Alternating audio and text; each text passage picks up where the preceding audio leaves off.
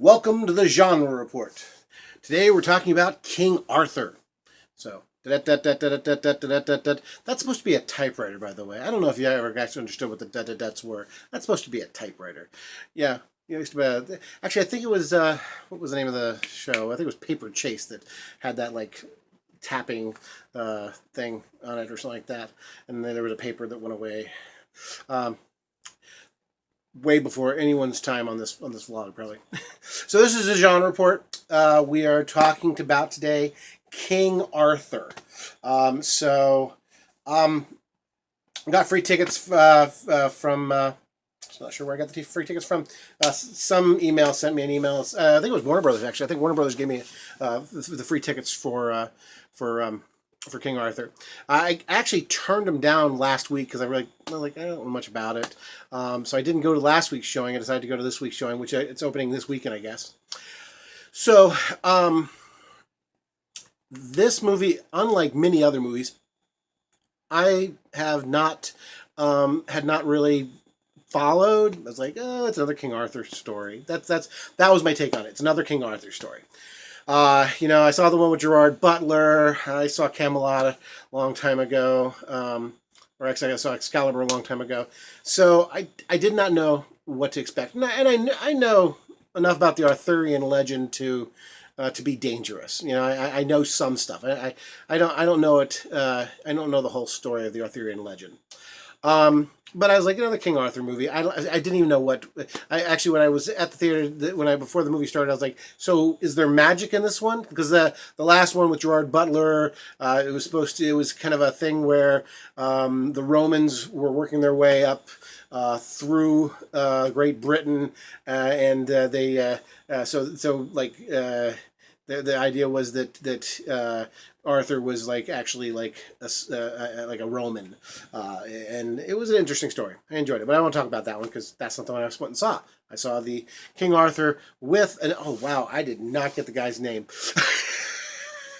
I really suck at preparing for these things. I should have.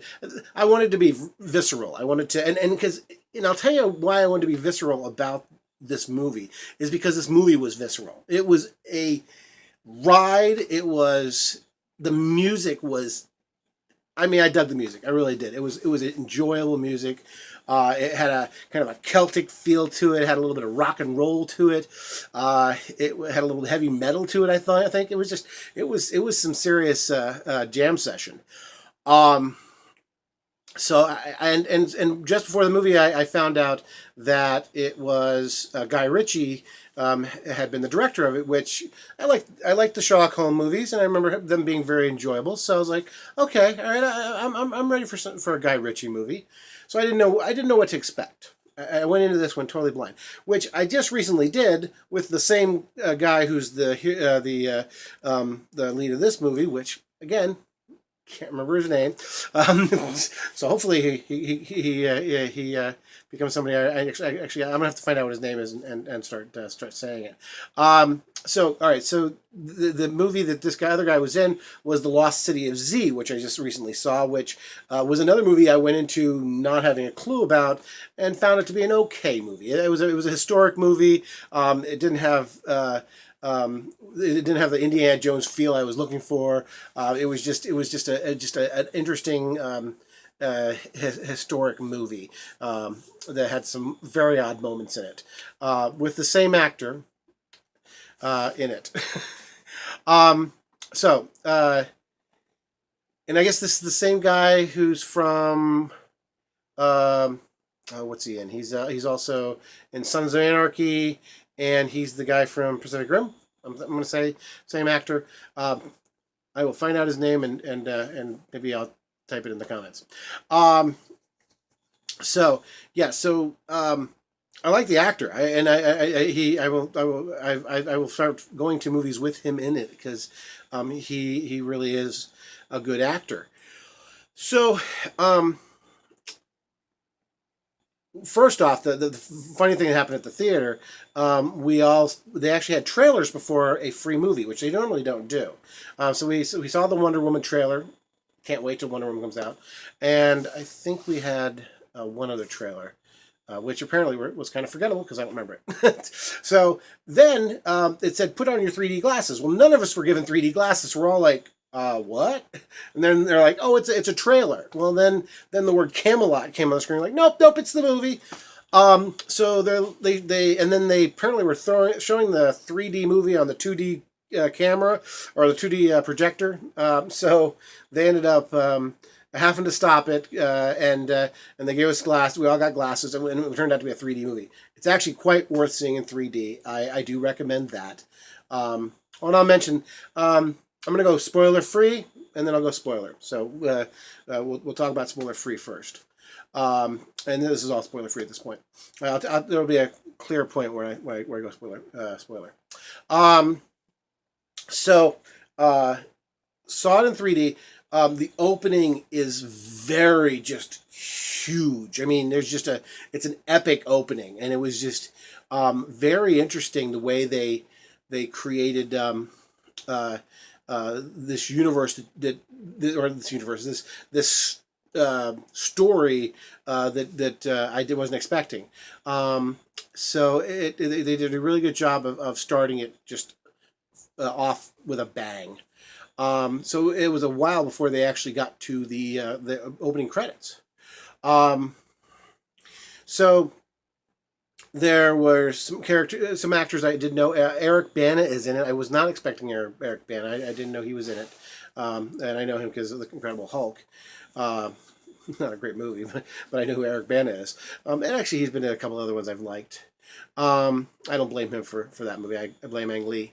So as far as the opening was really quite good. And then there was some interesting quick time things that were in there that like told a lot of story and a lot of in the fast way. I think that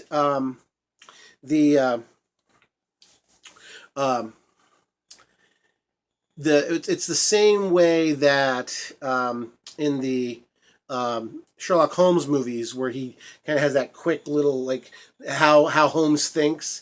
It's that same kind of choppy kind of storytelling. But I dug it. It was, and apparently for some reason I'm going to go with I dug and dig things on this one. So I'm harkening back to my 70s roots on my colloquialisms. So, the story itself, one thing I was wondering if there was magic in this one, and there was. There was a lot of magic. They did a great job of telling the story. And the thing that I found most interesting is there were things in this movie that I have never seen. And I've seen a lot of movies. I've seen a lot of TV, and I've just experienced a lot of, genre type stuff. This is why I do the genre report. And there was stuff here that I was like, never seen that before. So I enjoyed that, and I enjoyed the there was some things I had seen before. I mean, there was a couple of trite things, but not too trite. It was or tropey. There was definitely some things that I found a little bit too CGI. But I almost kind of forgave it a little bit because of how good it was.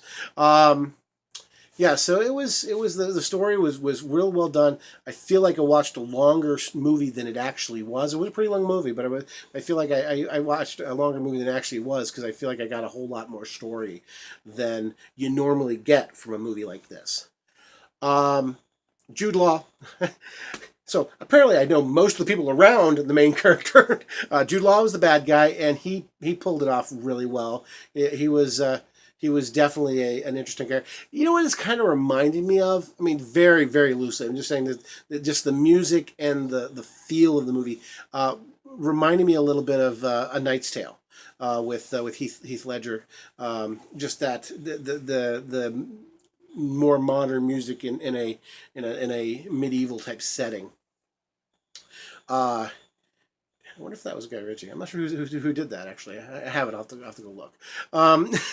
But yeah, it did have a Knight's Tale kind of feel to it a little bit, in that there was some of the language was not all Arthurian type language. It was a hero's journey. It was a really well done hero's journey. And I felt that it all culminated very well. Um, Talk about some of the relationships. I thought the relationship between the king and his son was very good. I thought the relationship between um, the brothers was very interesting. I also think that the relationship of Arthur with his men was very very good. Oh, Littlefinger was in it. I did not get his name. Actually, he Goose. His character's name was Goose Fat, I think. I thought that was a weird name. That's why I remembered his name. And I can't even think what Littlefinger's real name is. But he played a really good part in it. Also, the guy who I cannot pronounce his name, who played in Guardians of the Galaxy 1, and also Amistad. I can't think of his name, but he was in it, and I thought he played a great part in it too. So there were a lot of great actors, a lot of great acting. It was just enjoyable action adventure movie that was just it was wonderful. It was just, I went in not knowing what to expect and came out going, I like that movie.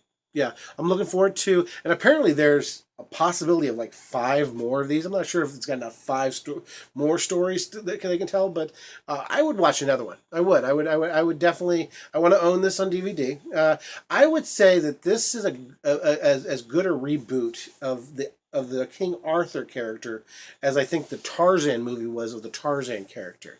Just a good update of it. So yeah, I think that it was definitely worth seeing, and I definitely recommend it highly. Go out and see it, and definitely support it, because I would like to see more movies like this with some original ideas and just some just really great action and great character development. They did some decent character development. Okay, they did some decent character development of the main character. I'm not sure if they did a great development of the main character. Maybe I'm not even sure if they did a good character development of the bad guy. So I mean, if anything, that was a little bit shallow on the other. I don't want to call them merry men. They're not Robin Hood. They're the other knights. His band of his group. Um, there was one character and his son that had a decent story arc, but I'm not sure if there was an arc for all the rest of them. So yeah, there was a lot shoved into it.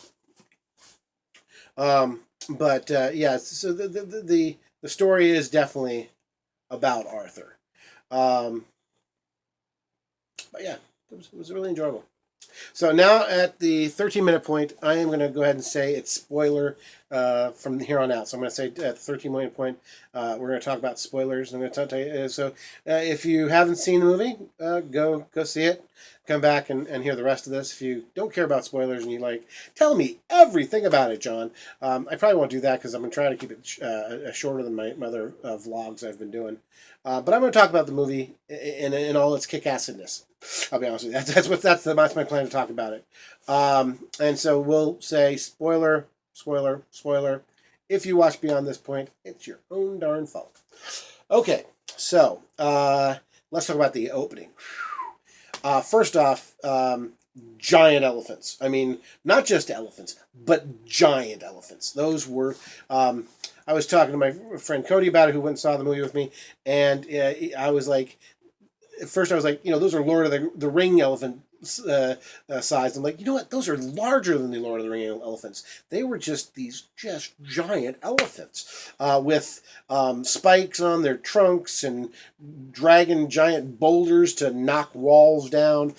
This took out the entire bridge to the place, and then like had a giant war machine on the back to they stopped right in the middle there, and everybody exited to run down this. I feel like the logistics of the battle may not have been the best idea. I mean, if you got a giant elephant, maybe get a little bit closer to where you're trying to get to. I don't know. And then the king was, Eric Bana was pretty badass with his. I'm like, okay, don't want to be his horse. but he's pretty cool. Jumping onto the pyramid thing and climbing up it to get right to the room. I'm thinking that the security on that was not great. I took out Mordred pretty quickly.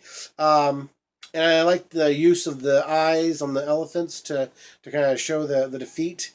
Um, so I thought that I'll be honest with you, that seemed like that could have been a whole movie in itself. If they're doing seven of them, I'm feeling like that could have been.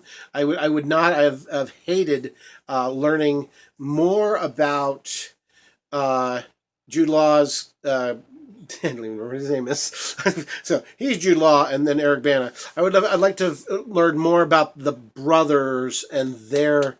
They kind of hinted at him being a mage and going off to school. That post credits scene, or not post opening title scene, was very meaty, and I feel like there was a lot of story that didn't get told, but kind of got implied. Which I guess is an artistic thing, and maybe more information would have been too much. But I feel like there was a whole story there. I cared about the Queen dying, but I think that I would have enjoyed having a little bit more emotional attachment to those characters. The dad, the way they didn't tell the story all the way. They kind of told the story in bits and then did the flashbacks to kind of give you more of the story. Flashback to give you a little more of the story. What was holding him back from holding the sword and everything. I thought that was well done. Then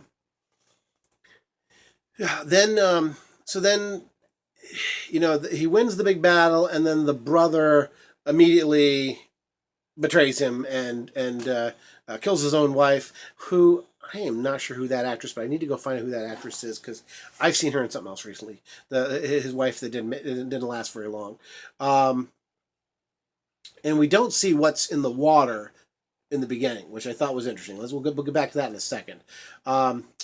So then the growth montage of young Arthur was very enjoyable. I feel like that was probably one of the best growth montages since The Lion King. Walked across the log. I mean, it was a story. It was a story in itself that took very short a time. I want to say that growth montage was not longer than 10 minutes, but it established him throughout the years, and you kind of found out who Arthur was very well in just that little quick time movie that they did of his growth montage. To the point of he woke up a man, and a pretty smart man. I loved the coffers, and they kept filling the coffers, and so it kind of showed that he was smart.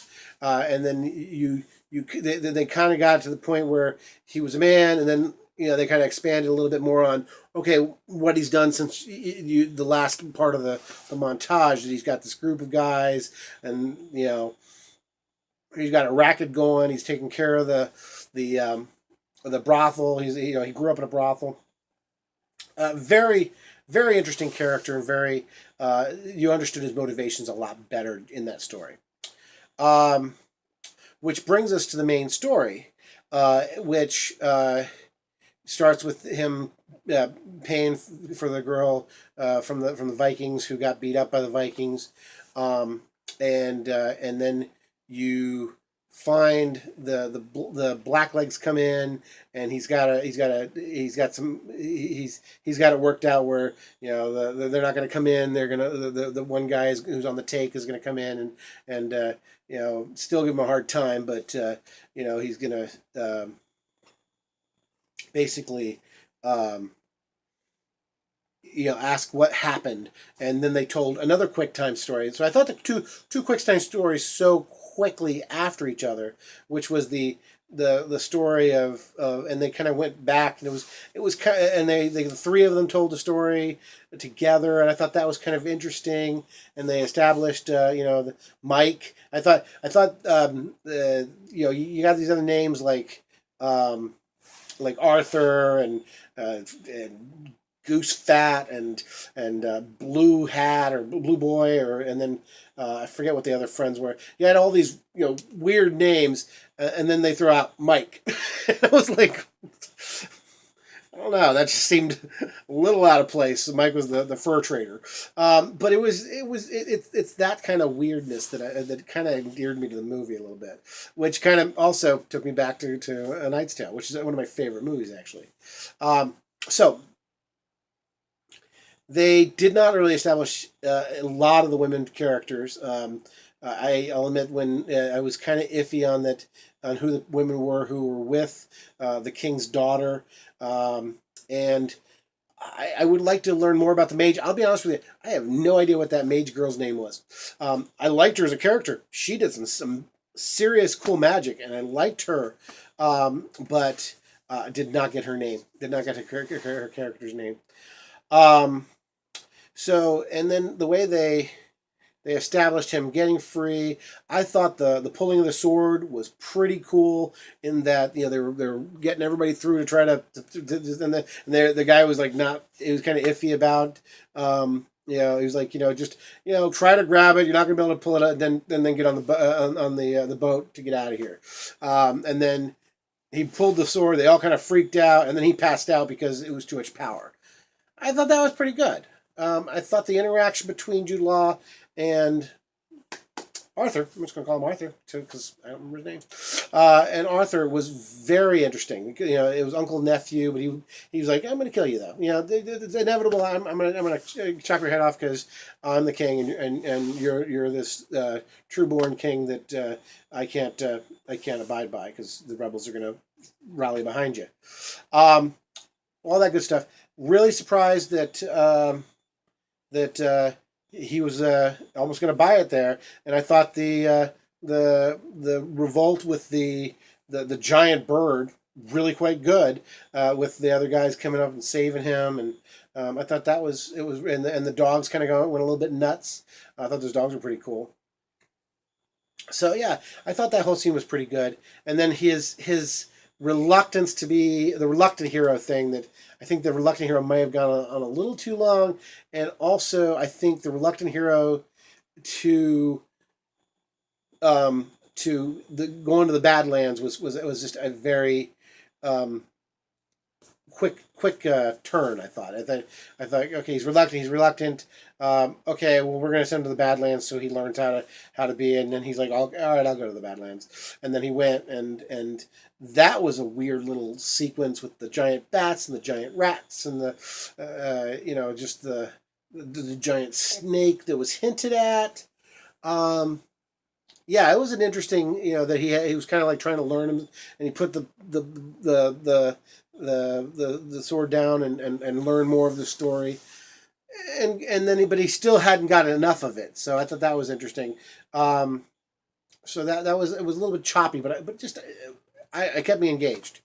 And then to the point where he eventually tossed the sword in and met the Lady of the Lake and came out of the mud puddle with the sword. I thought that was after going in the water and having her show what the uncle was going to do. So the transition seemed a little bit forced, but also quite enjoyable. It was interesting. It was interesting. I'll be honest with you. I'd like to know more of the actual Arthurian legend. So the guy coming in and killing all their friends and then getting to leave because they had the boy and the girl. I really wanted them to kill him. I'll be honest with you. I mean, he eventually dies, but I really wanted them to kill him. And so they go, and then he brings the sword, and they're like, and then she does the thing with the snake, and the other snake is getting taken by the giant hawk.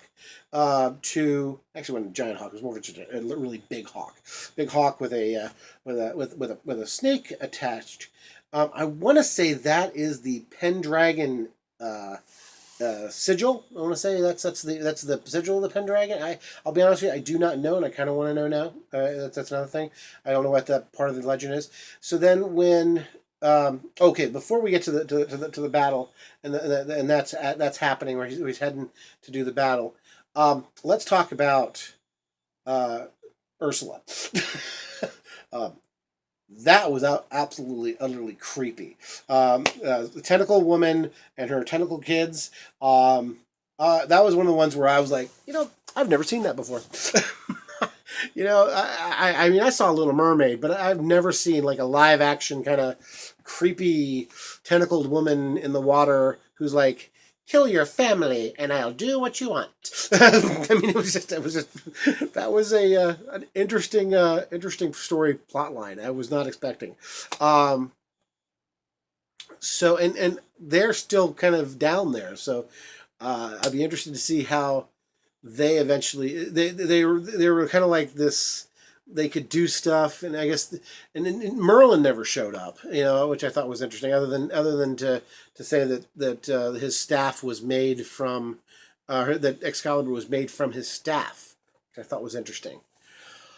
So, all right. So then, when he's got the sword, Arthur comes in, and you're like, he's gonna go ahead and he's like, all right, let's do it. I'm gonna no more ceremony. I'm just gonna chop your head off and make this get this over with. And so the snake that was flown by the hawk comes in, and you're like, he's gonna get him, and then he like slices, just kills the snake, and you're like, oh, and then the sword gets stuck again, and I was like, okay, so I understand it getting stuck in the stone, which was actually Dad. So is that the rule? Whenever it gets stuck, only person who can pull it loose is Arthur. I was like, is that the rule? Just go ahead and stick it somewhere, and only Arthur can get it out. Thought that was an interesting concept. But then that giant freaking snake. All right, I'll admit that was amazing. I was not expecting a giant freaking snake. That snake was very well done. I mean, I'll admit that the when it opened its mouth and the fangs came out. I mean, that was one of the that was more epic than the Batlisk in the underneath Harry Potter, underneath Hogwarts, where Harry Potter's fighting. I mean, I was like, wow, that is one big freaking snake. And then he eventually slid off, and they had the battle. Battle was fantastic. Like I said, there was a couple times during the battle that was a little too CGI. I kind of liked the first battle in the gladiatorial arena, which looked like it was straight out of Spartacus. But the gladiatorial arena, their practice arena, practice dojo, whatever you want to call it. That one there, where he didn't really know what happened, was more of a cloud. I actually kind of liked that one a little bit better, just because I want to say it reminded me of the Neo versus all the 100 Agent Smiths. It almost looked as CG as that at one point, almost video gamey, when he was fighting the large group, and then the rest of them just kind of laid down their swords. And then the final battle between him and his uncle. I thought it was interesting to see him almost get defeated, and then it jumped back to where he threw the fireball again, and this time he defeated him. Pretty epic battle. I thought it was a pretty good battle. I thought it was may have had a little more CGI, that a little less believable, but still quite entertaining. It was quite good. Thought the ending was really quite good. The way they other than I don't know if the round table stuff being interspliced with the Viking stuff seemed a little bit off kilter. And as they knighted, I didn't understand why the other guys were knighting each other, and then Goose Fat ended up knighting the king. I thought that I didn't feel like that didn't seem right as far as the knights knighting each other kind of went. And as they named the names, I feel like I was like, am I supposed to know the names here? I think one of them called themselves Percy, and I was like, okay, that's Percival. I'm like, who do I know? I mean, I know Lancelot. Lancelot was not there. I don't think I heard Sir Gawain. I'm not sure how many more I know. And then I'll be honest with you, a little bit of that comes from um, the librarians. From watching the librarians, I kind of know. But I mean, you know, there's Lancelot because he ends up with Guinevere. And I'll be honest with you, that the Arthurian story does not go well for Arthur. He loves Guinevere, and then there's like a love triangle thing that kind of goes awry with that with Lancelot. Um, that's all I kind of remember. So there's a lot of stuff. I don't know a lot about Mordred. I don't know a lot about Morgana. So there's a whole bunch of more stuff that I do not know about. I just know the names of them. So lots of interesting things there. But yeah, so there's definitely more story to it. Um, like I said, I don't think they developed all the side characters very well. But it was nice. I understood who they were. I just don't think that there was. But again, they didn't have a lot of time to do it. They established Arthur very well, um, and they also established his uncle, who they said his name a few times. And I probably should have caught that at one point. But well, I think that's the genre report for today. I highly recommend this movie if you have watched the vlog all the way through. I'm sorry if you didn't catch the spoiler alert, but I will say, does Arthur have a catchphrase? I'm trying to think of what Arthur's catchphrase would be. Knights of the Round Table, ho. Yeah, I don't know if there's actually a catchphrase for Arthur, but yeah, here's to Camelot.